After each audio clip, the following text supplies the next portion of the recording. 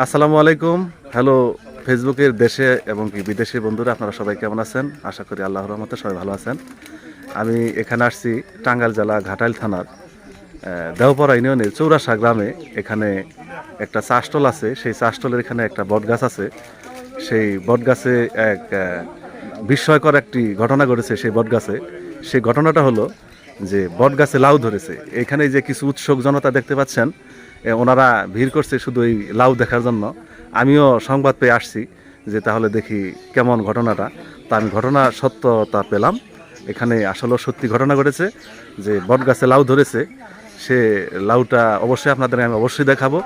এখানে এই দেখতে পাচ্ছেন আপনারা, এই যে এটা কিন্তু বটগাছ, ঠিক আছে? এটা কিন্তু মোটামুটি ভালো বড় ধরনের বটগাছ একটা।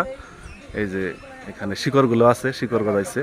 তারপরে এই যে দেখেন, এই যে লাউ, ঠিক আছে? এই যে লাউ ধরেছে। অবশ্যই আপনারা এই বিষয়ে কমেন্টে জানাবেন। এখানে উৎসুক জনতা ভিড় করেছে। আমি একজনের সাথে কথা বলবো, দেখি উনি কি এই বিষয়ে কিছু কি বলে। হ্যাঁ হ্যাঁ, হ্যালো, আসসালামু আলাইকুম ভাই, আপনি ভালো আছেন? আচ্ছা, এই যে যে ঘটনাটা ঘটছে এই বিষয়ে কিছু আপনি জানেন?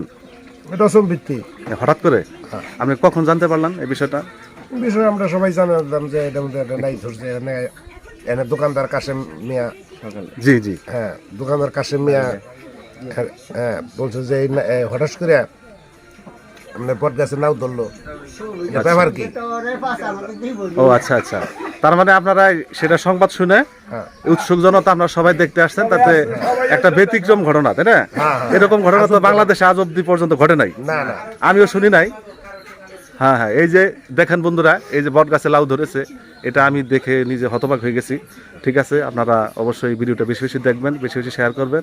এই যে দেখেন জনতার আনন্দের সাথে চা খাচ্ছে এবং কি এই লাউ দেখতে আসছে। আচ্ছা, সবাই ভালো থাকেন। আল্লাহ হাফেজ, আসসালামু আলাইকুম।